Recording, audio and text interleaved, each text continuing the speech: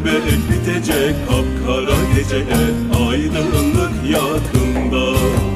Bizim de günümüz gelecek o güzel yarınlarda.